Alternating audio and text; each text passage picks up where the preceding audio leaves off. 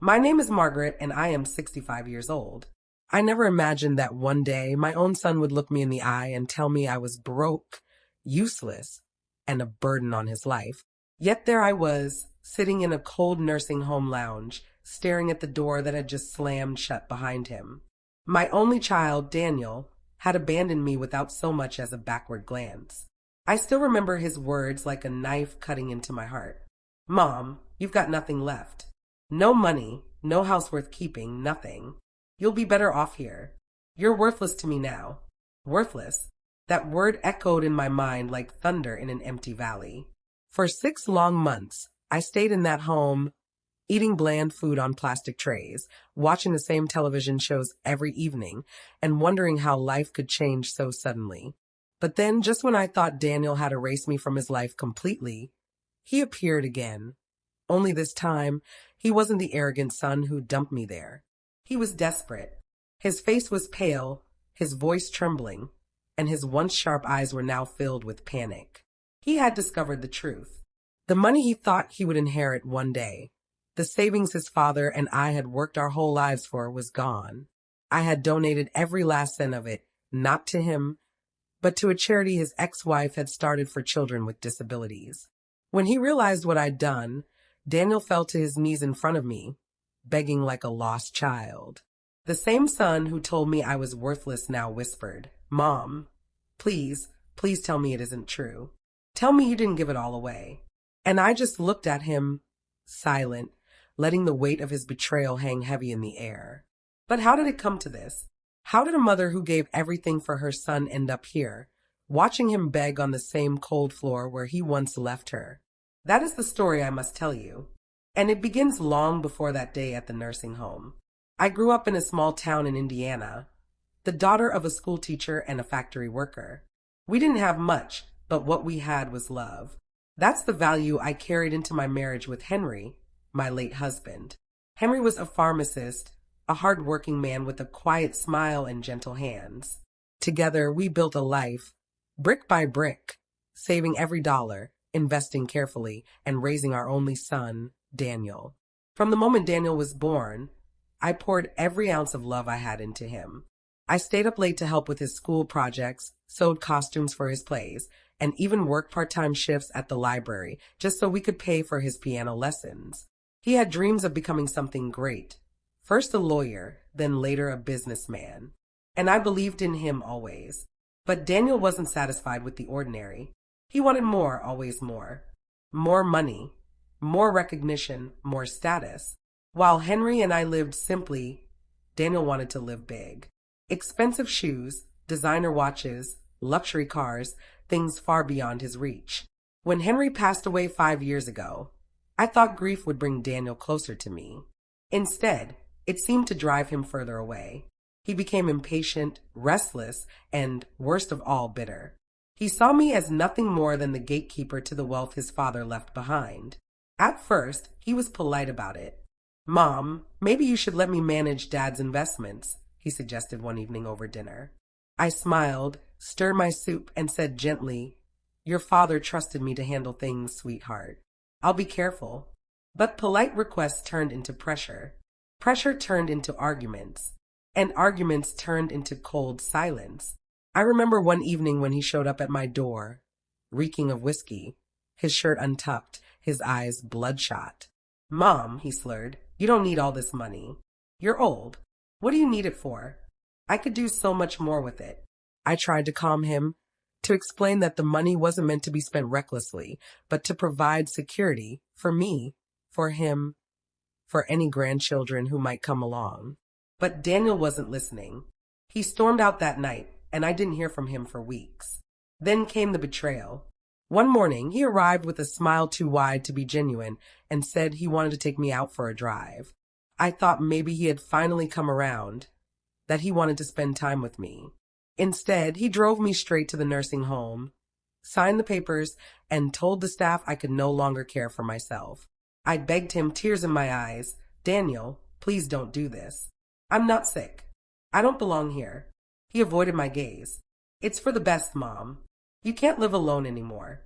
And honestly, I don't have time for this. I have my own life. And then came the words that shattered me. Besides, you're broke and worthless now. What's the point of holding on? He left me there in that cold room, with nothing but the clothes on my back and the memory of a son I thought I knew. The days passed slowly. The staff was kind, but kindness from strangers cannot replace the love of family. I spent my days reading, knitting, and staring out the window at the empty parking lot, wondering if Daniel would ever come back. But as lonely as it was, something inside me hardened. I realized I had given Daniel too much power over me. He thought I was weak, powerless, and naive. But he was wrong. He didn't know everything. Because, you see, I wasn't broke. Not even close. What Daniel didn't realize was that I had quietly moved most of my money years earlier, long before Henry died. I had worked with a lawyer and a financial advisor to set up donations and trust that Daniel knew nothing about. Henry and I always believed in giving back, in leaving the world better than we found it. And so, when Daniel abandoned me, I knew exactly what I had to do. I contacted Henry's old lawyer, Mr. Whitman, and confirmed everything was in place. Over the next few months, every dollar Daniel thought he would inherit was transferred into the hands of a charity run by none other than his ex-wife, Claire. Claire was a kind woman, too kind for Daniel if you ask me. She had given him years of her life, only to be cheated on and discarded when he grew bored of her. But Claire never grew bitter. Instead, she started a nonprofit that helped children with disabilities, offering them therapy, equipment, and hope. It was the perfect choice. Daniel's greed would fund something truly good, something lasting. By the time 6 months had passed, the money was gone from his reach forever. And when Daniel finally discovered what I had done, he came crawling back, his pride shattered, his voice cracking with desperation. That was the moment I had waited for, the moment the son who abandoned me realized the truth. But what happened next? Well, let's just say Daniel's anger ran deeper than I ever imagined. It was a Tuesday afternoon when Daniel stormed into the nursing home. The staff rushed to stop him, but he pushed past them, his face red, his fists clenched. I was sitting in the common room, knitting a scarf for one of the nurse's children, when he grabbed the yarn from my hands and threw it to the floor. "You ruined me, Mom," he shouted, his voice echoing through the room. "Do you have any idea what you've done? That money was mine." I stared at him calmly, my heart pounding in my chest, but my face showing nothing. The other residents watched in silence, their eyes wide with fear. One of the nurses tried to step in, but Daniel shoved her aside. His rage was boiling, uncontrollable. And then he leaned down, his face inches from mine, and hissed, "If you think you can destroy me and get away with it, you're wrong." I froze. For the first time, I saw something in my son's eyes I had never seen before, something dark, dangerous. And in that moment, I realized I wasn't just fighting for my dignity anymore. I might be fighting for my life. The room went silent after Daniel's words. His voice still rang in my ears, low, threatening, full of something I never imagined my son could carry inside him. The staff stood frozen, unsure whether to call security or try reasoning with him. A few of the residents clutched their walkers and wheelchairs, their frail bodies trembling as if they were the ones under attack. I sat perfectly still. My knitting lay on the floor, the yarn tangled like the knots in my stomach. I wanted to scream, to cry, to ask him how he had become this monster, but I refused to give him the satisfaction of seeing me break. Instead, I whispered, "Daniel, lower your voice. You're scaring people." "Scaring people?" he spat, laughing bitterly. "You think I care about them? You think I care about you? You destroyed my future, Mom. You ruined everything I worked for."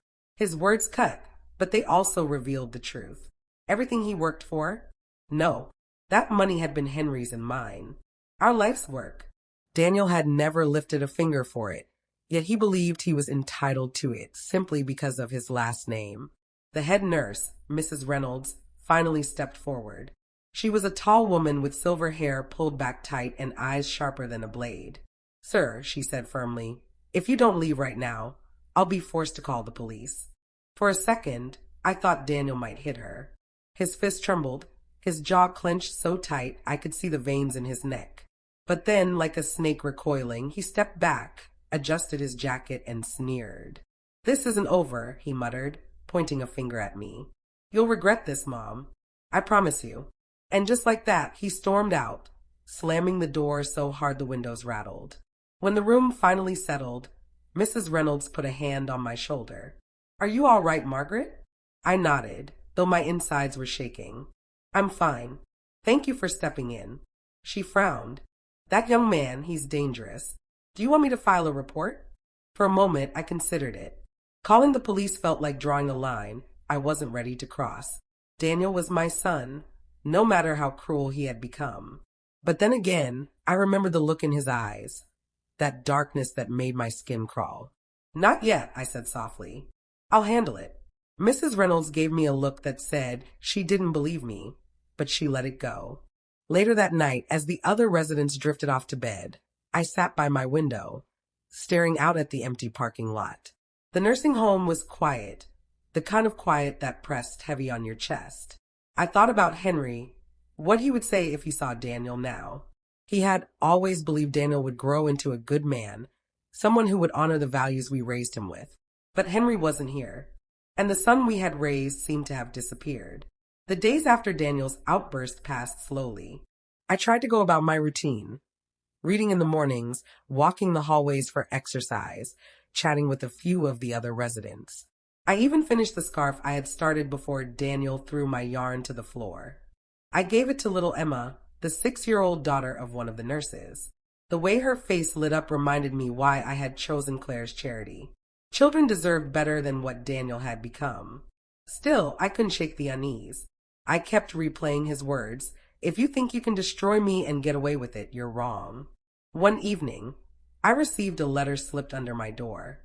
At first, I thought it was from the nursing staff, a note about a meal change or an activity. But when I picked it up, my blood ran cold. It was from Daniel. The handwriting was messy, angry. "You think you're clever, Mom. Giving my money to that woman, humiliating me. But I'm not finished. If I can't have what's mine, I'll take something else from you. Something you love. Watch your back." My hands trembled as I read it. Something I love? What did he mean? I looked around my tiny room. I had very little, just books, photographs, and small trinkets from my life. Then my eyes landed on the framed picture of Henry and me on our wedding day, placed carefully on the nightstand. Daniel wouldn't destroy objects. He wanted to hurt me where it mattered most, my peace, my relationships, maybe even my safety. I pressed the letter to my chest and closed my eyes. For the first time since Henry's death, I felt truly unsafe. The next morning, I went straight to Mrs. Reynolds and showed her the note. She gasped when she read it, her lips tightening with anger. "Margaret, this is serious. He's threatening you. I can't ignore this anymore. I'll have to involve the authorities." My heart raced. I didn't want Daniel arrested, but I also couldn't ignore the danger. "Do what you think is right," I said quietly. She nodded. "I'll call the sheriff's office. They'll know how to handle this." That afternoon, 2 officers came to speak with me. They were kind, professional, but their questions cut deep. Did I believe my son would hurt me? Did I feel unsafe staying here? Did I have anywhere else to go? I wanted to defend Daniel, to tell them he wasn't really like this. But the truth was staring me in the face. The boy I had raised was gone. The man who replaced him was dangerous. Still, I told the officers I would be fine, that I trusted the nursing home to keep me safe. They left, but not before warning me to call immediately if Daniel showed up again. For a couple of days, things were quiet. Too quiet. I almost allowed myself to believe Daniel had finally given up. But then, just as the sun was setting one evening, I heard a sound that froze me in place. The sound of my window sliding open. Slow, careful, deliberate. I turned my head, and there, in the dim light, I saw a shadow slipping into my room. It was Daniel. The sound of the window scraping open was sharp, metallic, like nails dragging across glass. My heart jumped into my throat. At first, I thought it was my imagination, maybe the wind, maybe a loose frame. But then I saw the shadow. Tall, broad, moving with a purpose. Daniel. He slipped inside like a thief, his shoes making no sound against the carpet. His face was pale in the glow of the streetlight outside, his eyes wild, unblinking. He was breathing heavily, like he had run all the way here. "Daniel," I whispered, my voice trembling. "What are you doing?" He didn't answer at first. He just stood there, staring at me. The silence stretched so long I could hear the tick of the clock on the wall. Finally, he whispered, "You ruined me, Mom. And now you're going to pay for it." My hands gripped the arms of my chair so tight my knuckles turned white. "Daniel, please. You don't want to do this. I'm your mother." Something flickered in his eyes, hesitation, maybe even guilt, but it vanished as quickly as it came. He took a step closer. Just then, the hallway light outside flicked on, and footsteps echoed toward my room. Daniel froze, panic flashing across his face. He glanced at the window, then back at me. Without a word, he slipped back out, pulling the window shut behind him. The footsteps passed. The hallway went quiet again. I sat there in the darkness, my heart pounding so hard I thought it might break through my chest. My son had just broken into my room, and he hadn't come to talk. The next morning, I didn't tell anyone what happened. I don't know why. Maybe I didn't want to believe it myself. Maybe part of me was still clinging to the hope that Daniel wasn't completely lost. But the truth haunted me. Every time I closed my eyes, I saw his face in the shadows. His whisper echoed in my ears, "You ruined me, Mom. And now you're going to pay." I tried to distract myself. I joined the morning exercise group, walked laps around the garden, even played a few rounds of bingo with the other residents. I laughed when I was supposed to, smiled when people looked my way. But inside, I was trembling. I thought of calling the police, telling them what happened. But what proof did I have? No one saw him. If I accused him, he'd just deny it. And then he'd be angrier than before. So I stayed quiet. That night, I pushed a chair against the window and locked it tight. I prayed Henry was watching over me. 2 days later, I received an unexpected visitor. Claire. When she walked into the common room, I nearly cried. She looked almost the same as when she was married to Daniel. Tall, graceful, her blonde hair pulled into a neat bun. But there was a new strength in her posture. She carried herself like someone who had survived storms and come out stronger. "Margaret," she said warmly, pulling me into a hug. "It's been too long." "Claire," I whispered, holding on to her like she was the daughter I never had. "What are you doing here?" She smiled softly. "The foundation received another transfer. Mr. Whitman told me it came from you. I wanted to thank you in person. You don't know how many children this will help." Her words filled me with warmth, a kind of light I hadn't felt in months. This was why I had done it. This was why Henry and I saved all those years, not for greed, not for selfishness, but to give hope where it was needed. We spent hours talking. She told me about the children they had helped, the boy with cerebral palsy who now had a wheelchair that fit him properly, the little girl who could finally attend therapy sessions because the foundation covered the cost. Every story reminded me that my decision was right, no matter how much Daniel hated me for it. For a brief moment, I felt peace. I even laughed. Claire laughed too. It was almost like having family again. But peace never lasted long when Daniel was involved. That evening, after Claire left, Mrs. Reynolds came to my room with a troubled look. "Margaret," she said carefully, "I didn't want to alarm you earlier, but I think you should know. Your son was spotted in the parking lot today. He didn't come inside, but one of the staff recognized him. He was just standing there, watching the building." A chill shot through me. "Are you sure?" I asked, my voice barely audible. She nodded. "We called the sheriff's office to report it. They said they'd send someone to patrol the area tonight." I tried to sleep that night, but every creak, every shadow, every gust of wind outside my window made me jump. I kept the chair pressed against the glass, my eyes wide open in the dark. And then, just as I was starting to drift off, I heard it again. Not the window this time. The door. The slow, deliberate sound of my doorknob turning. The sound of the doorknob twisting was soft, almost polite, but it struck me harder than a thunderclap. My breath caught in my throat. I sat up in bed, clutching the blanket like a shield. It turned once, then again, slowly, testing. My heart hammered. I knew it was him. "Daniel." I whispered into the dark, "Please, not again." The knob rattled harder this time. I reached for the small lamp on my nightstand and switched it on, flooding the room with light. My trembling shadow stretched across the wall. And then silence. The knob stopped moving. Whoever was on the other side just stood there. Seconds dragged like hours. Finally, footsteps retreated down the hall. I exhaled, my body shaking so hard I thought my bones might break. The next morning, I marched straight to Mrs. Reynolds. I wasn't going to keep quiet this time.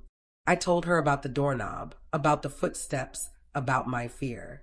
Her lips pressed into a tight line as she listened. "That settles it," she said.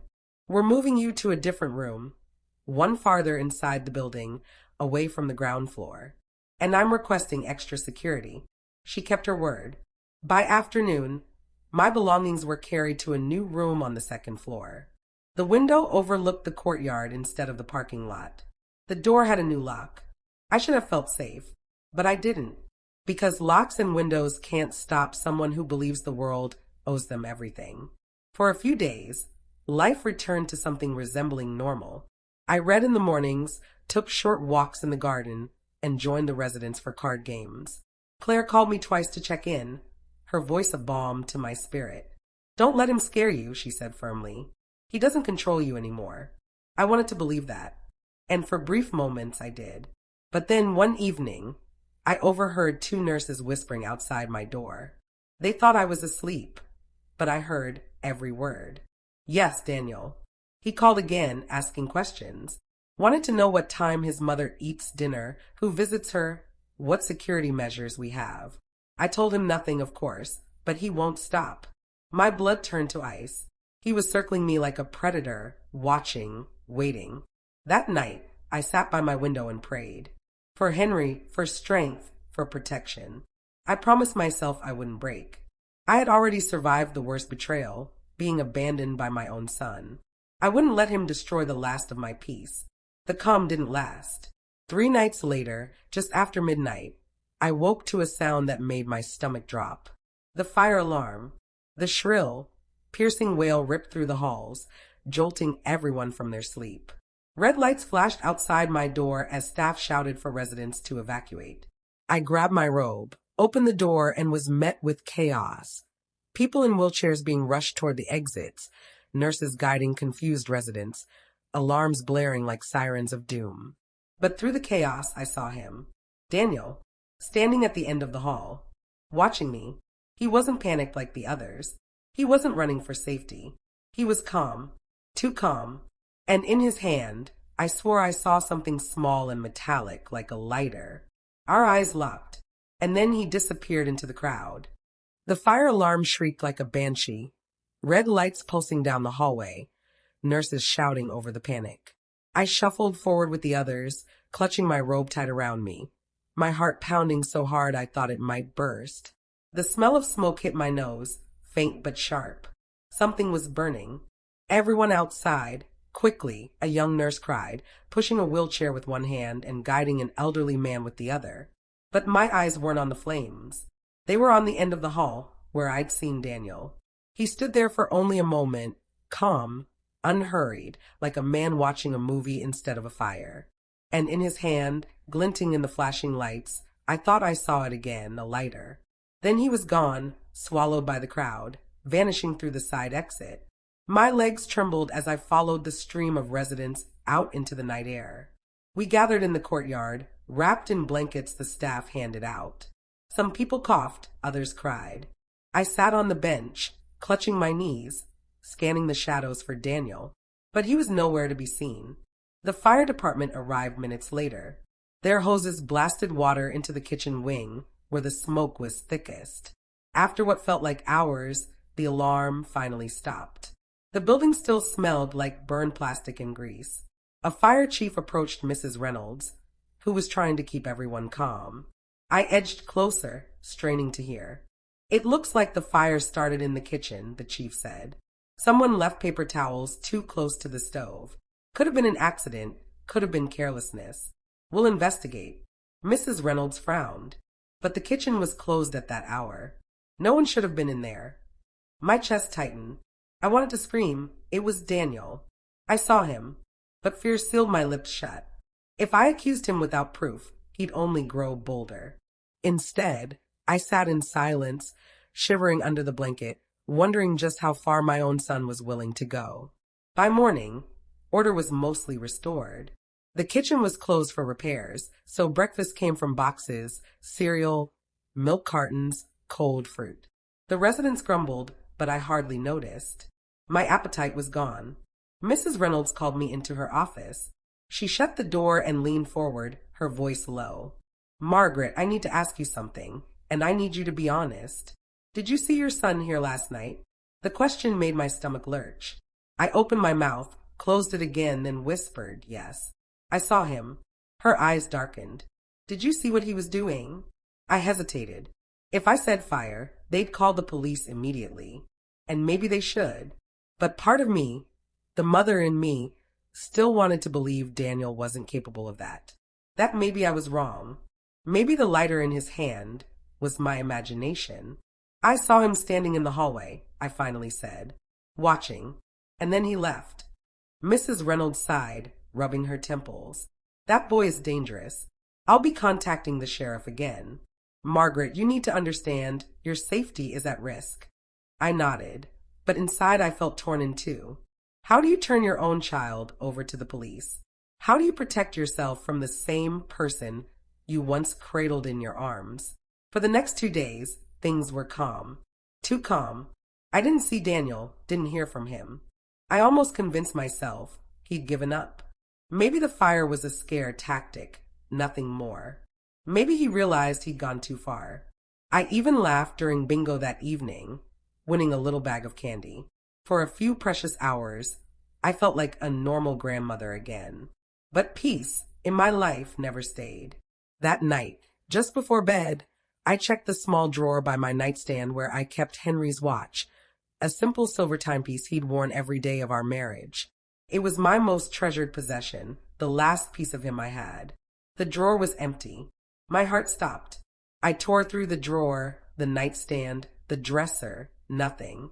Henry's watch was gone. And on the dresser, where the watch should have been, sat a single folded note. In Daniel's handwriting.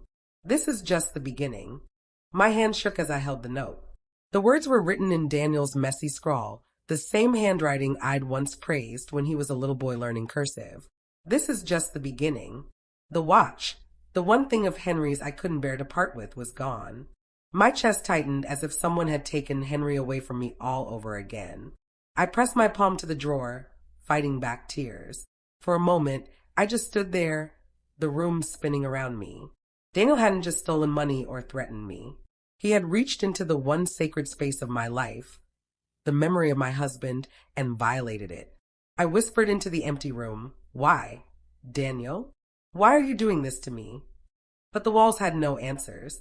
The next morning, I went straight to Mrs. Reynolds and placed the note on her desk. Her eyes widened as she read it. "This is proof," she said firmly. "This is enough for the sheriff to act." I nodded slowly, though my heart ached. Proof. Yes, this could finally stop him. But it also meant dragging my only son into a criminal investigation.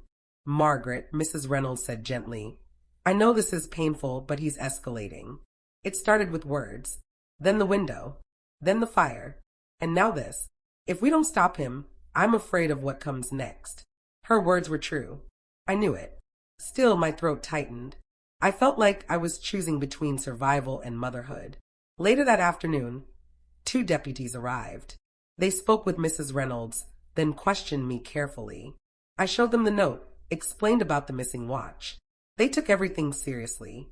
"We'll look into this," one deputy assured me. "If your son is harassing you, we can put a restraining order in place. That way, if he comes near you again, we can arrest him immediately." A restraining order. Against Daniel. I nodded, though the words stung like vinegar. After they left, I sat by the window, staring at the fading sunset.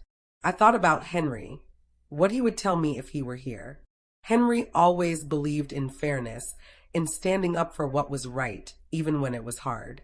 Maybe protecting myself from Daniel was the only way to honor Henry's memory now.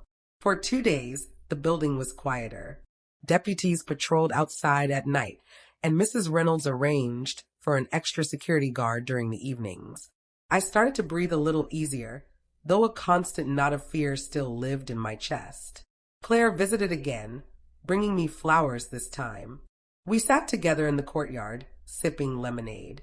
Her presence calmed me, like a daughter's love might have. She told me more stories about the children her foundation was helping. How they smiled when they received new equipment, how parents wept with relief when medical bills were covered.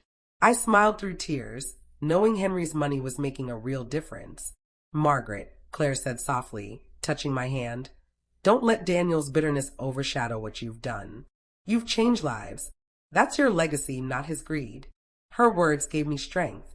For the first time in weeks, I slept soundly that night. But peace is fragile. On the third night, just as I was drifting to sleep, the security guard knocked on my door. His face was pale. "Mrs. Parker," he whispered urgently, "you need to come with me right now." My stomach dropped. "What's wrong?" He hesitated. "It's your car. The one your husband left you. We keep it parked in the staff lot for safekeeping, right?" "Yes," I said, dread rising in my chest. He swallowed hard. "It's gone. Someone stole it tonight." The words hit me like a punch. "Your car is gone." For a second, I couldn't breathe. My car wasn't just any car, it was Henry's old Chevy. The one he polished every Saturday morning. The one we drove to church every Sunday. The one that carried us on road trips when Daniel was just a boy in the back seat with his toy dinosaurs. That car was a piece of Henry's soul. And now it was gone. I clutched the doorframe to keep from collapsing. Are you sure?" I whispered. The guard nodded grimly. "We checked the lot twice. It's not there. The chain on the gate was cut." "I'm sorry, ma'am." My chest burned as though a fire had been lit inside me. First the watch, now the car. Daniel wasn't just trying to hurt me.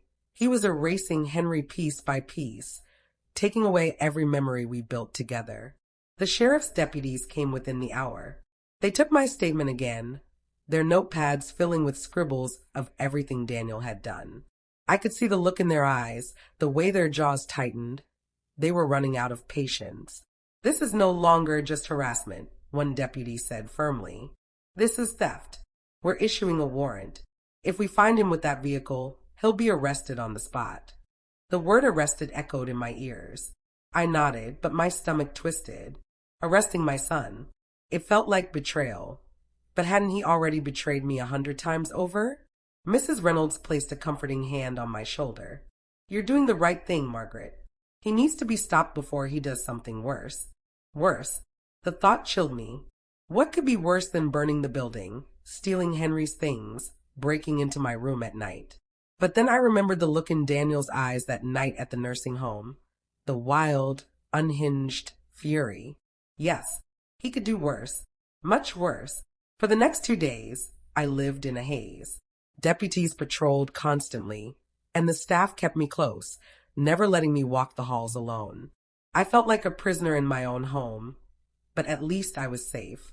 Claire called every evening, her voice steady and kind. "Don't lose hope, Margaret. Justice will come."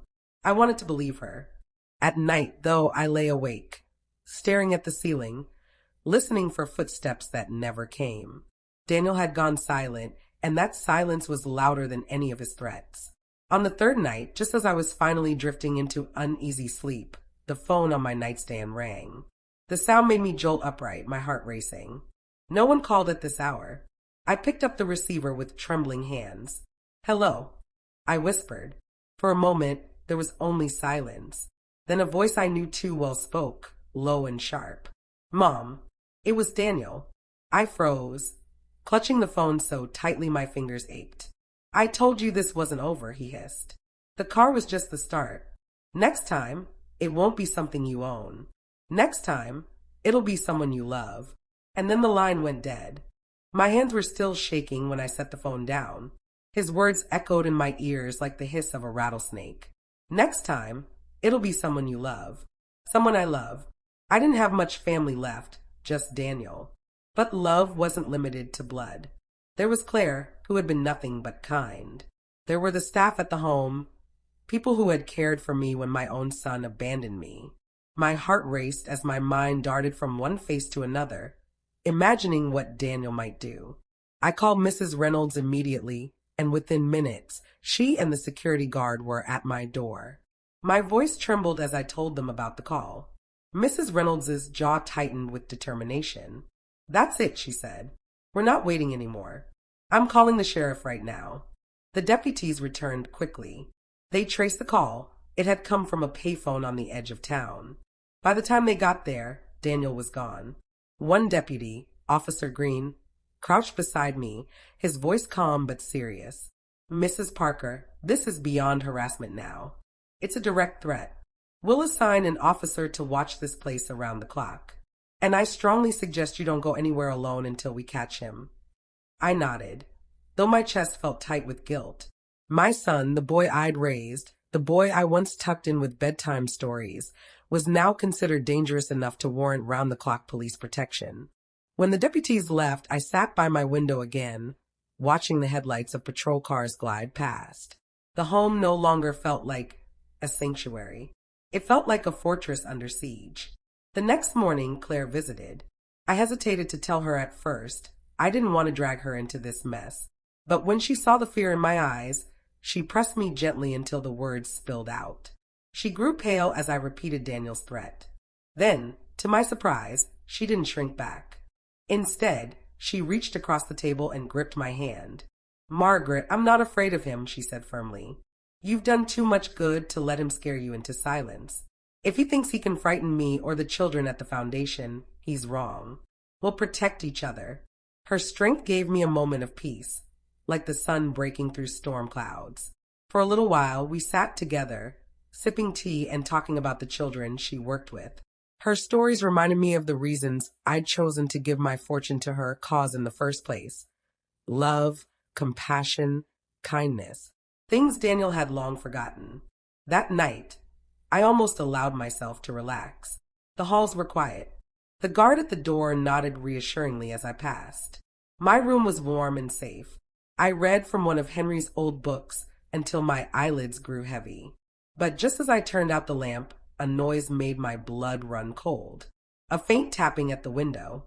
I froze, heart pounding. Slowly, I turned my head. And there, pressed against the glass, was Daniel's face, his eyes burning with fury in the pale moonlight. For a moment, I couldn't move. My heart hammered so loudly I thought it might wake the entire building. Daniel's face was twisted, his teeth bared in a grin that was more animal than human. I gasped, scrambling back in bed. My hand flew to the nightstand, knocking over the lamp. "Help!" I cried, my voice shaking. The guard outside must have heard, because footsteps pounded down the hall. By the time he burst into the room, Daniel was gone. The curtains swayed in the night breeze where the window had been forced open. "He was here," I whispered, pointing with a trembling finger. "Right there, at the window." The guard rushed to the courtyard, flashlights sweeping across the lawn. But Daniel had melted into the shadows. Minutes later, the deputies arrived again. They combed the grounds, their radios crackling, their dogs barking as they searched. But there was no sign of him, no footprints, no sound, nothing. Officer Green crouched beside me once more. His eyes were softer this time, but his voice carried weight. "Mrs. Parker, he's escalating. Breaking in like this? It's bold, reckless. He's not just trying to scare you anymore. He's trying to prove he can reach you anytime he wants." His words made my blood run cold. "Then what do I do?" I whispered. "We keep you safe," he said. "But we also use this. If he keeps getting bolder, he'll make a mistake. And when he does, we'll catch him." The staff at the home grew tense after that night. Mrs. Reynolds ordered every window in the building checked and secured. The security guard stayed just outside my door until dawn. I couldn't walk the halls without someone at my side. I felt like a child again, helpless, dependent. But deep down, something else stirred in me. Anger. Daniel had taken my watch, my car, my peace of mind. Now he wanted to take my freedom too, locking me in fear. No, I wouldn't let him. That afternoon, I asked Mrs. Reynolds for paper and pen. She looked at me curiously, but handed them over. I wrote a letter to Claire, explaining everything that had happened so far. Every threat, every theft. I ended it with words that steadied me as I wrote them. If anything happens to me, don't let Daniel win. Keep building what we started. Protect the children. That's my true legacy. It wasn't just a letter. It was a vow. For 2 quiet days, nothing happened. No calls, no notes, no tapping at the windows. The deputies kept watch, and I pretended to feel safe. Part of me wondered if Daniel had finally realized the law was closing in on him. But peace never lasted with him. On the third day, just before dinner, Mrs. Reynolds came running down the hall, her face pale. She clutched a newspaper in her hand. "Margaret," she said breathlessly, "you need to see this." She spread the paper on the table. My heart nearly stopped. There, on the front page, was a photo of Claire standing outside her foundation's building. The headline read, "Local charity vandalized in overnight attack." Spray painted across the front doors were 3 words in bold, jagged letters: "This is war."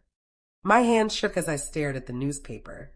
The red spray paint slashed across the doors like open wounds. "This is war." Claire's smiling face in the photo made my chest ache. She had stood by me, supported me, promised she wasn't afraid of Daniel. And now he had dragged her into his madness. Mrs. Reynolds touched my arm gently. "Claire is fine. The building can be cleaned. But Margaret, he's making good on his threat. He's going after the people you love." I pressed the paper to my chest, as though holding it close might protect her. "This is my fault," I whispered. "I dragged her into this by giving her the money. If he hurts her—" "No," Mrs. Reynolds said firmly. "This isn't your fault. Daniel made his own choices. Don't you dare carry his sins on your shoulders." Her words were strong, but my guilt was heavier. The sheriff himself visited that afternoon. He laid photos on the table, showing the damage, broken windows, overturned donation bins, hateful words scrawled across the walls. "We're treating this as criminal vandalism and intimidation," he said. "If it's your son, and all evidence points that way, then this is enough for serious charges. We're also assigning a patrol to watch Miss Claire's building. She'll be protected." I nodded, though my throat felt tight. "Mrs. Parker," the sheriff continued, "if Daniel thinks this is war, then we'll fight back with the law. But we need you to stay strong. Don't contact him. Don't answer his calls. The moment he tries to reach you again, tell us immediately. Stay strong." The words sounded easy, but strength felt like a distant memory. Still, I forced myself to nod. That evening, I called Claire. Her voice was steady, though I could hear the exhaustion in it. "It's just paint and broken glass," she said bravely. "The children are safe. My staff is safe. We'll clean it up and keep going." Tears welled in my eyes. "Claire, I'm so sorry. I never wanted this for you. For anyone." She paused, then said softly, "Margaret, don't you see? This only proves why your choice mattered. Daniel destroys, but you build. He takes, but you give. That's the difference between you. That's why we'll win." Her words lit something inside me. Hope, fragile but real. For 2 days, deputies kept close watch over both me and Claire's foundation. Things were quiet. Too quiet. The kind of silence that hums before a storm. I tried to occupy myself with reading, with short walks in the courtyard, with conversations with Mrs. Reynolds. But every shadow looked like Daniel. Every creak of the building made my pulse race. On the 3rd night, I couldn't sleep. I sat in my window, gazing out at the patrol car parked near the entrance. Its headlights glowed like guardian eyes in the darkness. Just as I was about to turn away, movement caught my attention. At first, I thought it was a trick of the light, a shape shifting near the trees.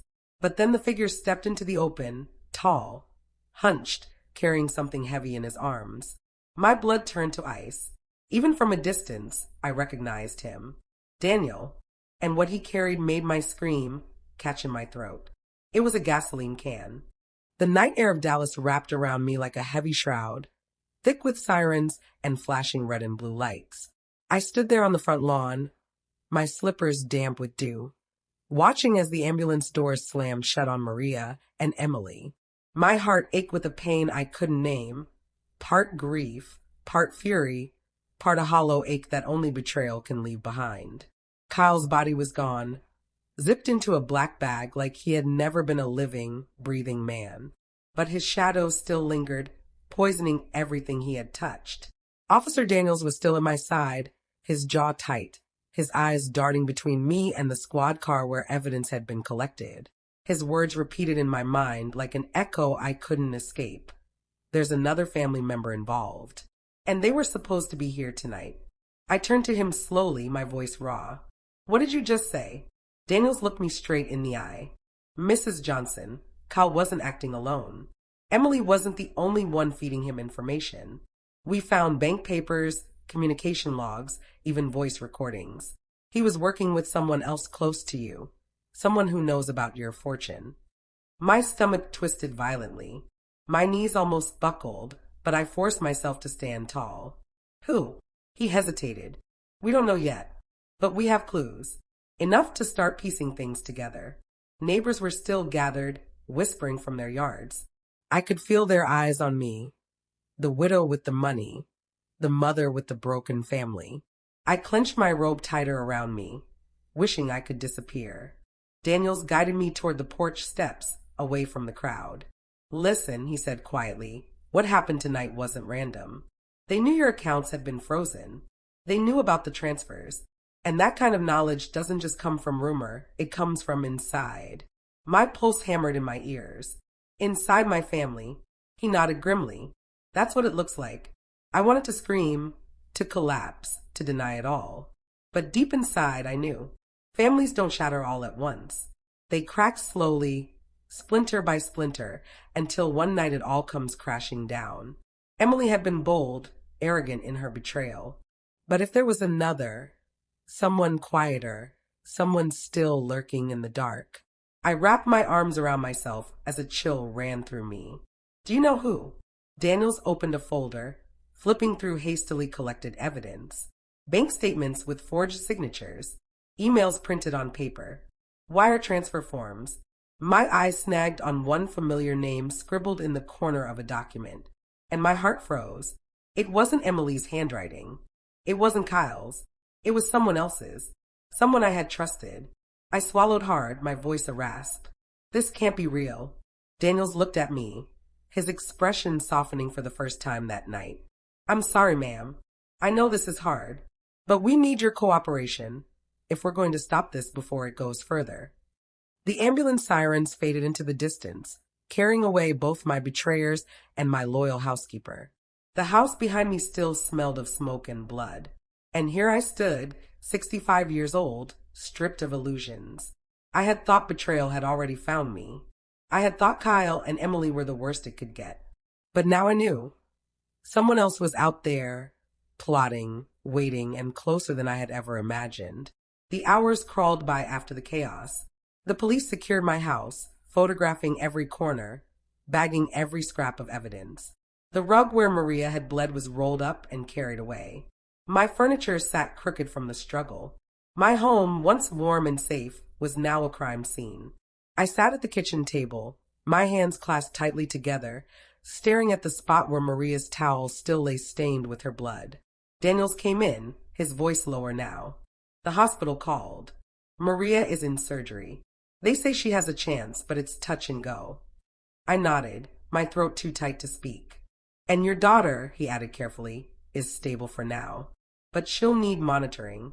They're asking if you want to be listed as her emergency contact. I closed my eyes.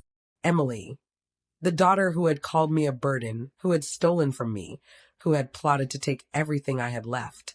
Part of me wanted to say no, to let her sit in that hospital bed with nothing. But another part, the part that had carried her for 9 months, that had kissed her scraped knees, that had sung her to sleep as a child, ached to say yes. I whispered, list me. Daniels nodded, writing it down without judgment. When he left me alone again, I stared at the folder of evidence he had left behind. My hands trembled as I flipped through the papers. And there it was again and again. Transfers, documents, signatures. The name seared into my mind. Michael Johnson. My son. My youngest. The one who had always called me Mama, even as an adult. The one who had stayed quiet when Emily sneered. The one I had thought was different. My chest tightened, my vision swimming. Michael. My boy. He was the other conspirator. And he hadn't shown up tonight because he was waiting. Waiting for Kyle and Emily to succeed. Waiting for the chaos to end so he could step in, smiling, pretending he had nothing to do with it. The knife of betrayal twisted deeper than I thought I could bear. I pressed a hand to my mouth to keep from crying out. My housekeeper was fighting for her life. My daughter had tried to destroy me. And now my son, my last hope for love in this family, was the one who had dealt the deepest cut. But as the clock ticked toward dawn, a new fire lit in my chest. They thought I was weak. They thought I was broken. They thought an old woman would just crumble under the weight of betrayal. They were wrong. I had survived worse. I had built my life from ashes once, and I could do it again. And now, I would make sure every single one of them learned the cost of underestimating me. The next morning, the hospital called. Emily was awake, and she was asking for me.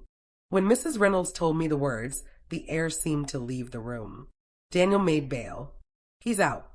The sentence swirled in my head, echoing like a bell I couldn't silence. My knees went weak, and I gripped the edge of the table to steady myself. I thought I'd finally been able to breathe again after his arrest. But now, just days later, the fear was back, heavier than before. How? I whispered. How could they let him out after everything he's done? He tried to burn the place down.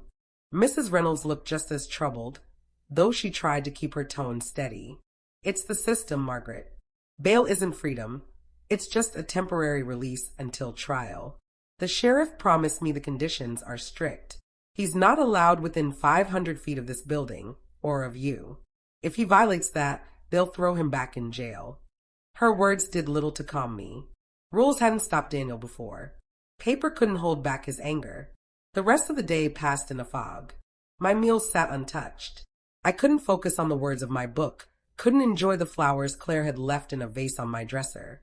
All I could see was Daniel's face when they dragged him away in cuffs. Wild, furious, promising that I would regret choosing Claire's charity over him. Late that night, I sat by the window again. The moon was pale against the dark sky, and the patrol car was parked as always at the entrance. I should have felt safe, but instead, every shadow seemed to twitch. Every gust of wind felt like a whisper from him. I thought of Henry.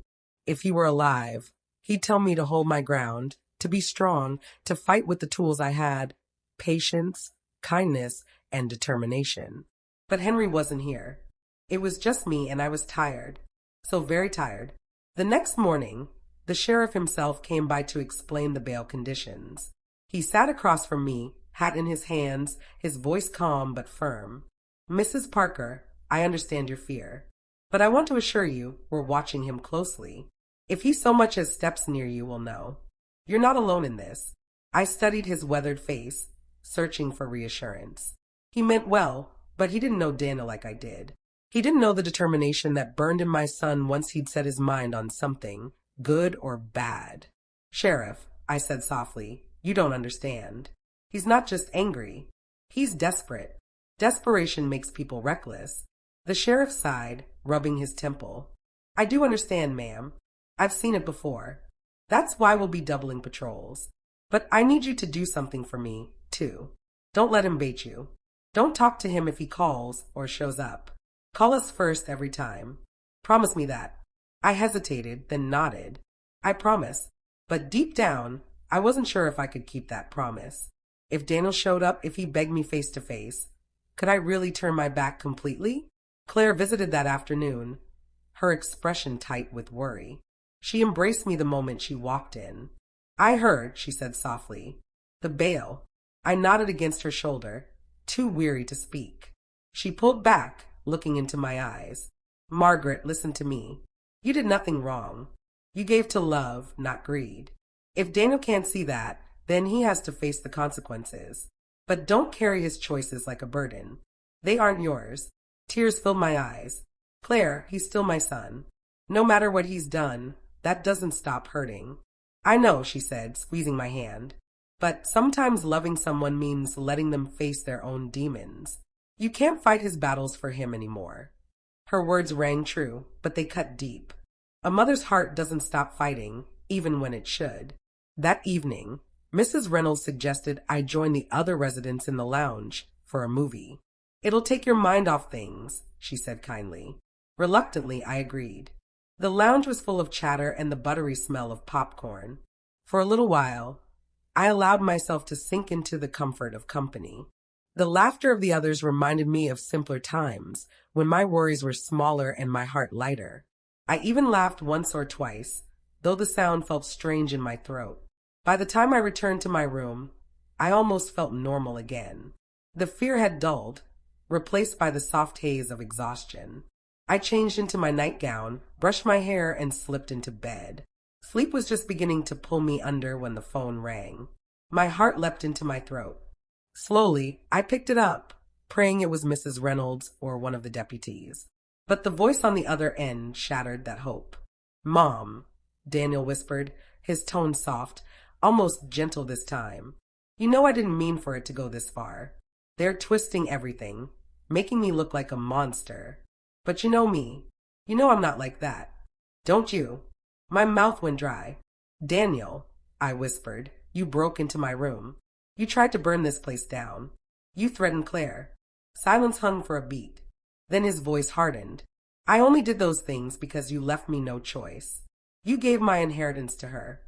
You made me desperate. But I can fix it. We can fix it. All you have to do is take it back." Tears pricked my eyes. "Daniel, it's gone. It's not mine anymore. I gave it away for good.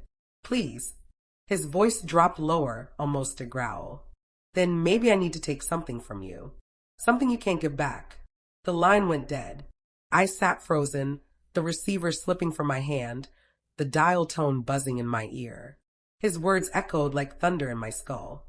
"Something you can't give back." I didn't know what he meant, but I knew it was a promise. A dark one.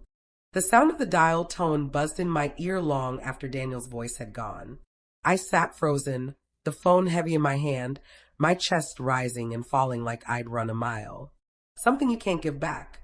The words carved themselves into my mind, darker and sharper with every repetition. What did he mean? Was it my health? My freedom? Claire? Someone else? I didn't know, but the not knowing was worse than anything. I finally set the receiver down, my hands trembling. For a long time, I stared at it as though it might ring again. I almost wished it would. The silence was unbearable. I didn't sleep that night.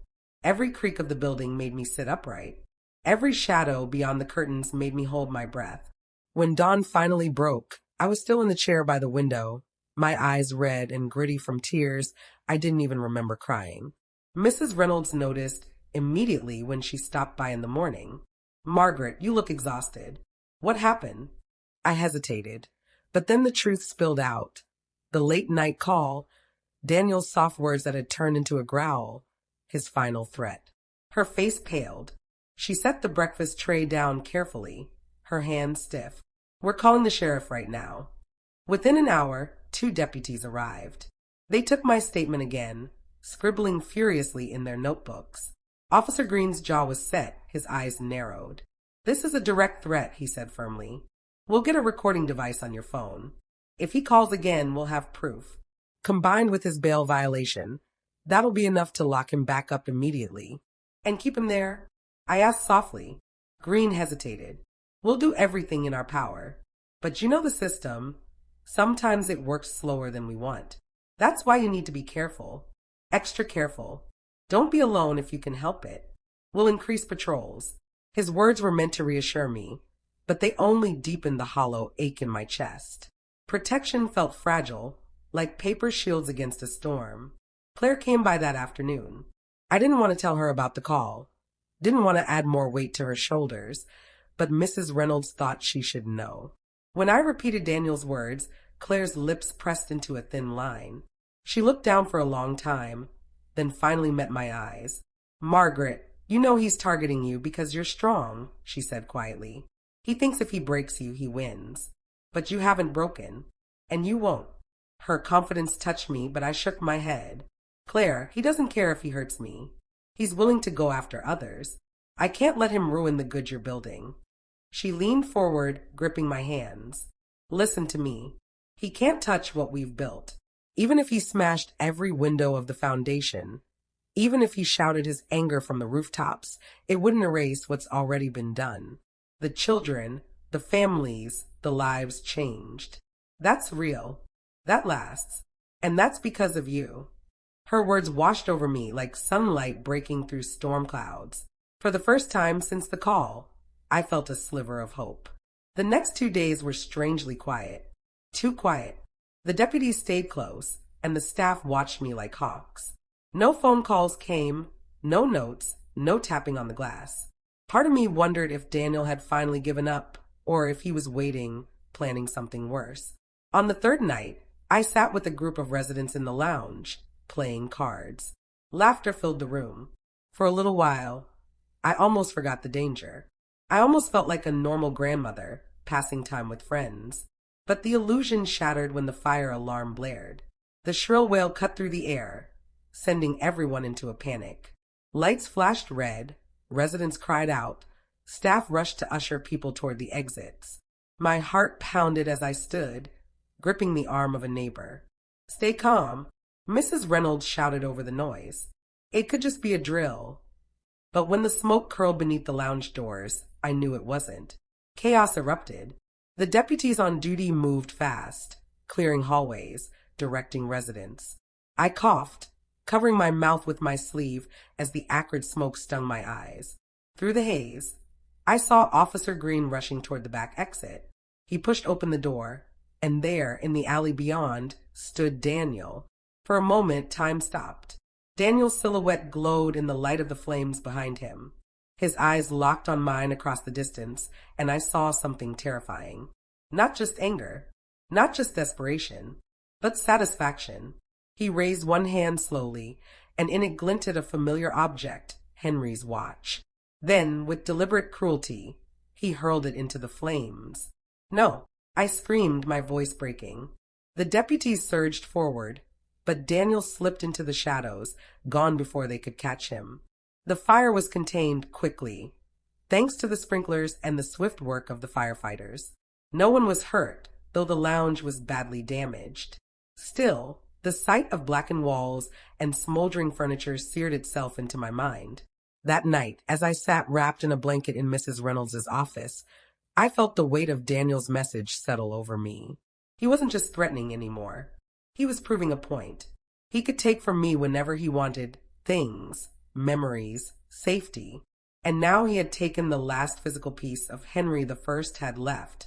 But beneath the sorrow, something else stirred. Anger. For so long, I had let fear dictate my choices. I had let Daniel make me small, keep me trembling. But no more. "Mrs. Parker," Officer Green said softly, "are you all right?" I wiped my tears and met his eyes. "No, but I will be, because this ends with me." Even as I said it, I didn't know exactly what I meant. But I knew one thing. I wasn't going to be his victim anymore. The next morning, just as I was gathering my thoughts, Mrs. Reynolds entered with a grim expression. "There's something you need to see," she said, handing me a folded note. "We found this taped to the outside of the front door after the fire was put out." My fingers shook as I unfolded it. The words were scrawled in Daniel's messy handwriting, each letter jagged, pressed hard into the paper. "If you think last night was bad, wait until you see what I've planned for her." My stomach dropped. "Her," I whispered. I didn't need to ask who he meant. "Claire." I stared at the note until the letters blurred together. "If you think last night was bad, wait until you see what I've planned for her." For her. Claire. The thought hit me like a hammer. My stomach churned, my hands turned clammy, and for a long moment I couldn't breathe. He wasn't just tormenting me anymore. He was threatening the woman who had given me kindness when my own son abandoned me, the woman who had built a life out of the inheritance he thought was his. Claire wasn't just some random target. She was the bullseye of his rage. I folded the note slowly, pressing it flat even though my hands shook. "We have to warn her," I whispered. "We already called," Mrs. Reynolds said softly. "She's on her way here with deputies escorting her. She'll be safe." Safe. The word tasted bitter. I didn't believe in safe anymore. Not while Daniel was still free. Claire arrived an hour later, her face pale but her shoulders squared. 2 deputies flanked her like bodyguards. She came straight to me, hugging me so tightly I could feel her heart pounding against mine. They told me what happened, she said breathlessly. Margaret, are you all right? Did you see him? I nodded. He was there, Claire. He threw Henry's watch into the fire. My voice cracked, but I forced myself to go on. And then this. I held out the note. She read it, her jaw tightening with every word. By the time she looked back up, her eyes were blazing. He won't scare me, she said firmly. He thinks he can undo everything, but he can't. We won't let him. I wanted to believe her. But the memory of Daniel's face in the firelight, the satisfaction, the cold certainty, gnawed at me. The deputies doubled their efforts. Patrol cars circled the building day and night. Claire was assigned 2 plainclothes officers whenever she left the foundation, shadowing her every move. Still, fear wove itself into every corner of my mind. I jumped at sudden noises. I lay awake at night, imagining Daniel slipping past guards, lurking in shadows, waiting for the moment to strike. But life, stubborn as it is, didn't stop. Claire continued her work at the foundation. Children still needed meals. Families still needed housing. Donations had to be processed. Her resilience astounded me. One afternoon, she sat by my bedside, sorting through letters from donors. Look at this, she said, holding up one with a shaky scrawl. An 80-year-old woman in Ohio sent $5. She said she wished it could be more, but she wanted to help. Tears stung my eyes. $5 wasn't much in the grand scheme, but it was everything to that woman. People care, I whispered. Even when the world feels dark, there's still light. Claire smiled. That's what Daniel will never understand. You can't burn kindness down. It multiplies. Her words gave me strength, but deep down, I feared Daniel would still try. The next extreme moment came 3 nights later. It was past midnight when a deputy knocked on my door. His expression was grim. Mrs. Parker, we just got a call from the foundation. Someone broke into the building. My blood went cold. Claire, she's safe. She wasn't there. But the office was ransacked. Papers everywhere, furniture overturned. And there was a message. A message. My throat felt like sandpaper. He nodded slowly. Spray painted across the wall. It said, "You can't protect her forever." I clutched the blanket around me, trembling. It was happening faster now, each attack bolder than the last. Daniel wasn't retreating. He was escalating. The next morning, Claire came straight from the scene.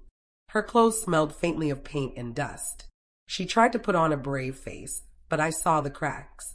Her hands shook as she set her bag down. He's obsessed, she admitted, her voice low. He's not going to stop until, she trailed off, unable to finish. Until we stop him, I said, my voice sharper than I expected. She blinked at me, surprised. I mean it, Claire. We've been waiting for the system to fix this, but it's not enough.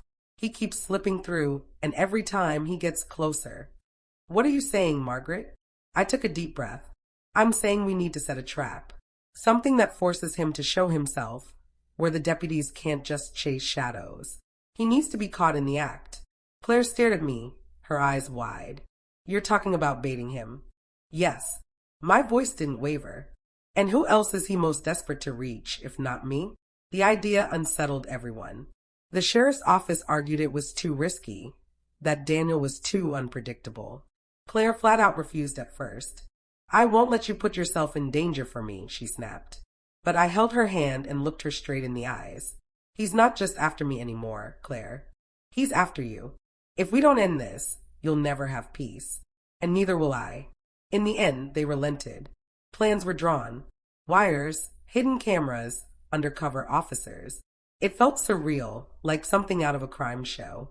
But this wasn't fiction. It was my life.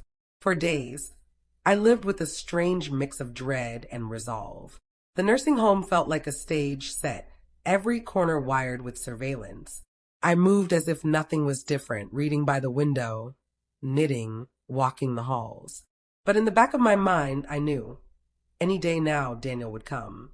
And then one evening, he did. I heard the sound first. A faint scrape against the glass. My heart seized in my chest. Slowly, I turned my head toward the window. There he was, Daniel. His face pressed close to the glass, his eyes wild, his mouth twisted into a grin. He tapped the glass again, slow and deliberate, like he wanted me to know he'd found me. I froze, every muscle locking tight. Somewhere in the hall, I knew deputies were watching. But in that moment, it was just him and me, the glass the only barrier. Then his lips moved, forming words I couldn't hear, but I could read them. She's next. Before I could react, before the deputies could rush in, Daniel reached into his coat and pulled something out. At first, I thought it was another lighter, another canister. But then I saw the glint of metal. A gun. The sight of the gun froze the blood in my veins. Daniel held it steady, the moonlight catching on the steel, his eyes burning with a madness that I barely recognized. For a split second, everything fell silent. The hum of the air conditioner, the shuffle of the night nurse's shoes, even the pounding of my own heart. It was just me, the glass, and my son pointing a weapon at me as though I were his greatest enemy.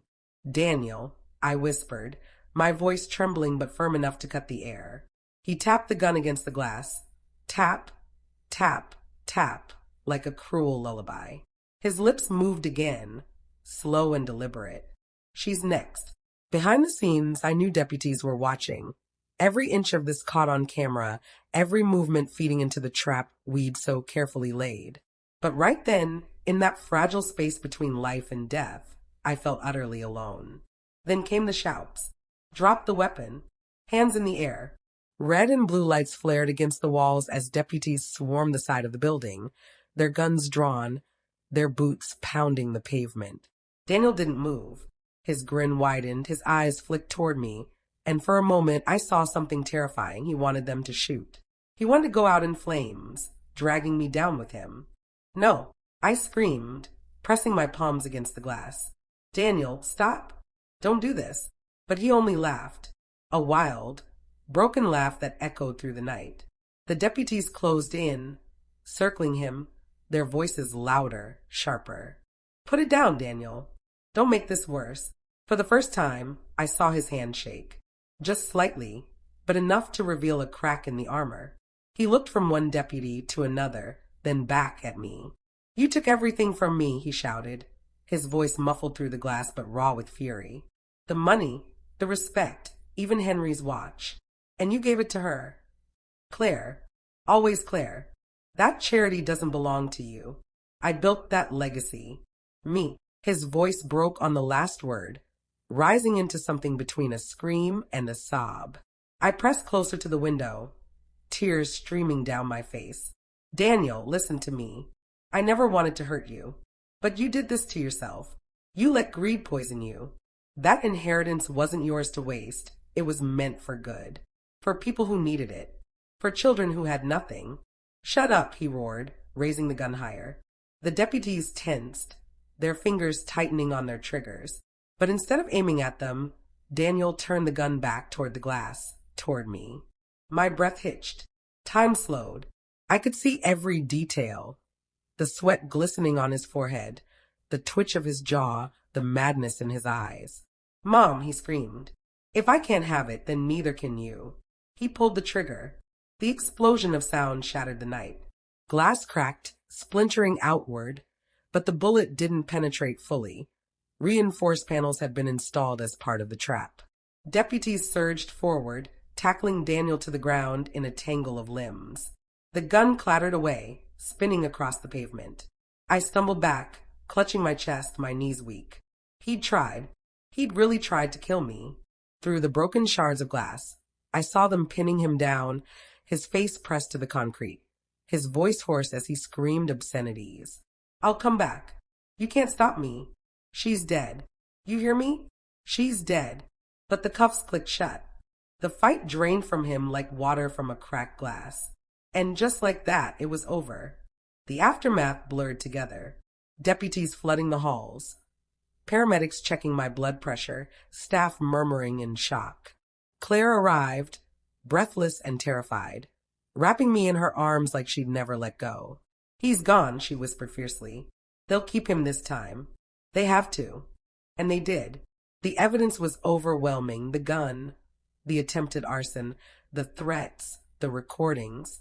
Daniel's bail was revoked immediately, and this time there was no way out. He was charged with attempted murder, arson, weapons violations, harassment. He wouldn't be crawling back again.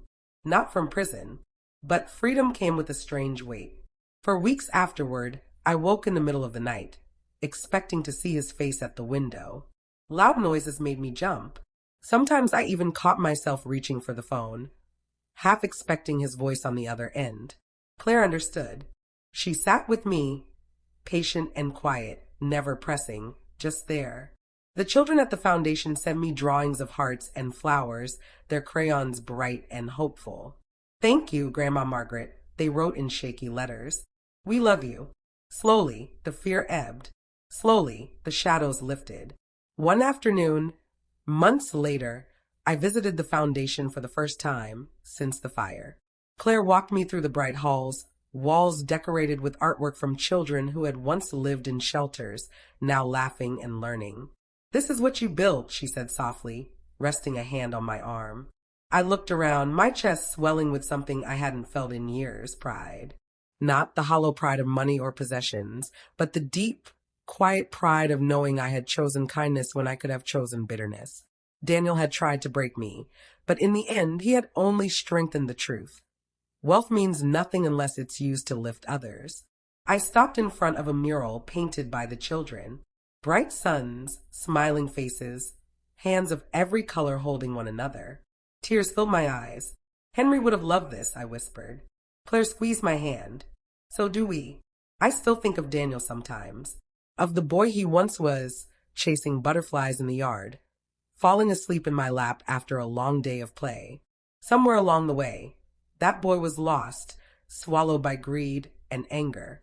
But I also think of the children at the foundation, of Claire's steady determination, of the donors who sent $5 with trembling hands because they believed in something bigger than themselves. In the balance, the good outweighed the darkness, and that gave me peace. My story isn't one of riches or revenge alone. It's about choices. My son chose bitterness, entitlement, and destruction. I chose love, resilience, and generosity. And though it cost me dearly, though it broke my heart in ways I can never mend, I would make the same choice again. Because at the end of it all, Daniel's inheritance didn't build him a future, but giving it away built a legacy. And that is something no fire, no bullet, no betrayal can ever take from me.